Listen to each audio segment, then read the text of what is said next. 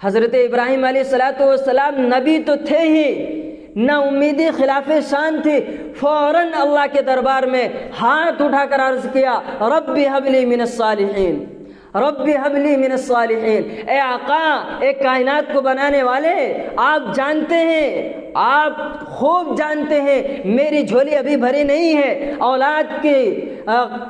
کی نعمت سے ہم محروم ہیں، اس بڑھاپے میں ہمیں اولاد کی کمی کا احساس ہو رہا ہے، لہٰذا ایک ایسا فرزند عطا کیجئے جو نیک ہو، صالح ہو، صلاح و تقوی کا خوگر ہو۔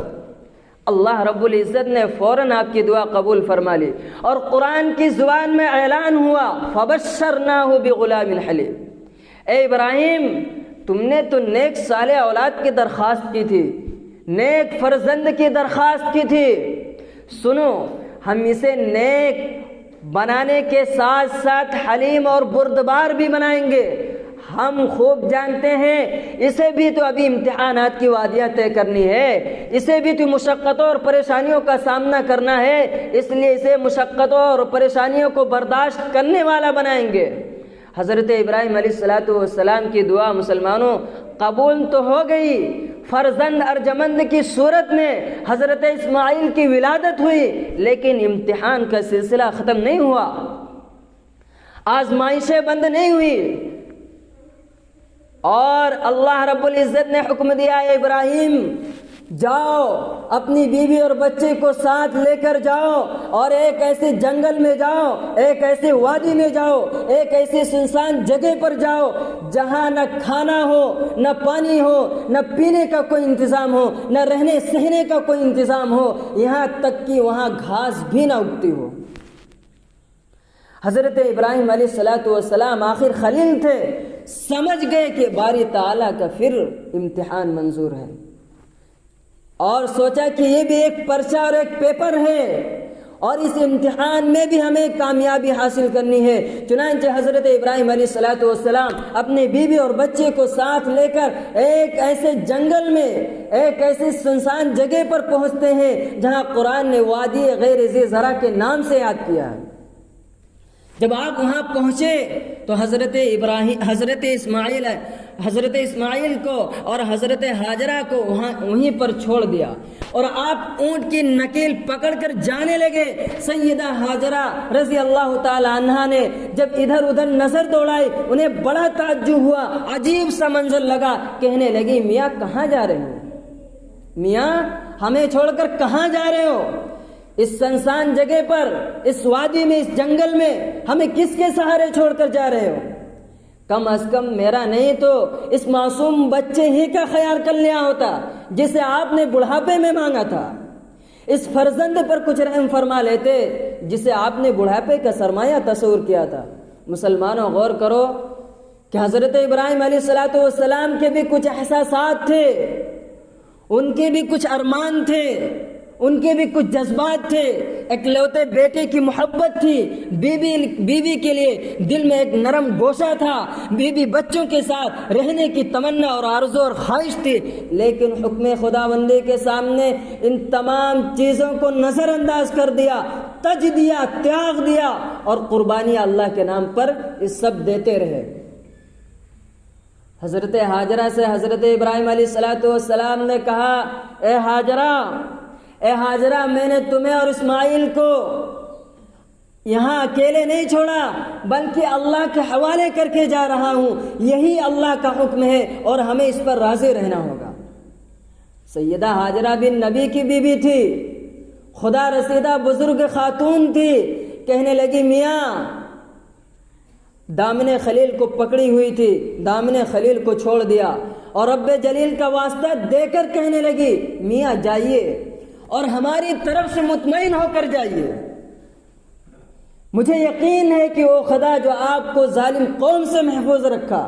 وہ خدا جس نے نمرود کی دہکتی ہوئی آگ میں آپ کی حفاظت کی، مجھے یقین ہے کہ اس بیابان جنگل میں مجھے ضائع نہیں کرے گا۔ کیا مائیں تھی مسلمانوں، یہی مائیں تھی کہ جن کے گود میں اسلام پلتا تھا، انہی گودوں میں انسان نور کے سانچے میں ڈھلتا تھا۔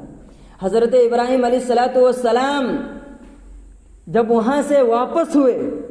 وہاں سے چلے بیوی بچے کو چھوڑ کر، اور جب بیوی بچے نظروں سے اوجھل ہو گئے تو آپ نے ایک درد بھری انگیز دعا مانگی، ربنا انی اسکنت من ذریتی بواد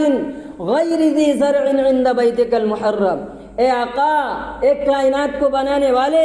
اے اللہ، میں نے اپنی آل و اولاد کو تیرے محترم گھر کے قریب وادی غیر ذی زرع میں چھوڑ دیا، اور اے اللہ آپ خوب جانتے ہیں، آپ تو لوگوں کے دلوں کے بھیدوں کو بھی جانتے ہیں،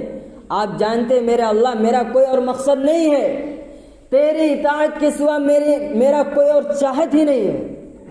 ربنا لیقیموا الصلاۃ، اے اللہ وہ ماں بیٹے اس وادی میں اکیلے ہیں، ان کا کوئی پرسان حال نہیں ہے، اور میں نے ان کو اس لیے وہاں چھوڑا تاکہ وہ نماز قائم کرے اور تیرے دربار عالی میں سجدہ ریز ہوں، فَجْعَلْ أَفْئِدَةً مِّنَ النَّاسِ تَهْوِي إِلَيْهِمْ، وہ ماں باپ اے اللہ اکیلے ہیں اس سنسان وادی میں، ان کا کوئی پرسان حال نہیں ہے، لہٰذا ایک کرم فرما دیجئے کہ لوگوں کے دلوں کو ان کی طرف مائل کر دیجئے، وَارْزُقْهُم مِّنَ الثَّمَرَاتِ لَعَلَّهُمْ يَشْكُرُونَ، اے آقا دوسرا کرم یہ فرما دیجئے کہ وہ زمین کاشت کے قابل نہیں ہے، زراعت کے لائق نہیں ہے، لہٰذا وہاں پھلوں کا رزق ان کے لیے مہیا کرا دیجئے تاکہ آپ کی نعمت کے قدرداں اور شکر گزار ہو جائیں۔ یہ ایک نبی کی دعا تھی مسلمانوں، اپنے معصوم بچے اور صابر و شاکر بیوی کے لیے، ایک پیغمبر کی درخواست تھی جو مقبول ہوئی اور جس سے آج پورا عرب فیض اٹھا رہا ہے۔ حضرت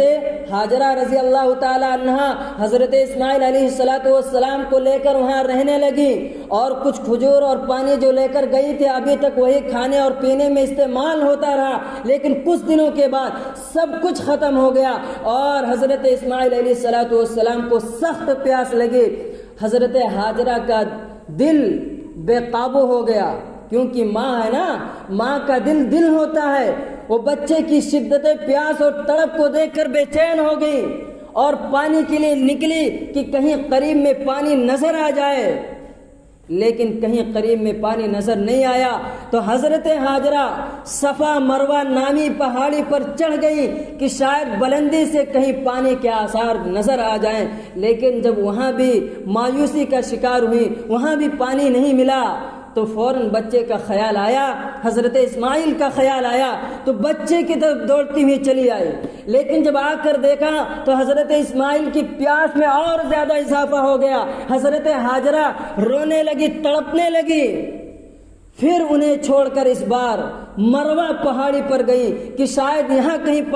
پانی کے آثار نظر آ جائے، لیکن جب وہاں بھی مایوسی ہوئی اور وہاں بھی پانی نہیں ملا تو حضرت ہاجرہ کا دل ٹوٹ چکا تھا، حضرت ہاجرہ کا دل ٹوٹ چکا تھا اور صفا مروہ پر چڑھی اور اتری 7 مرتبہ۔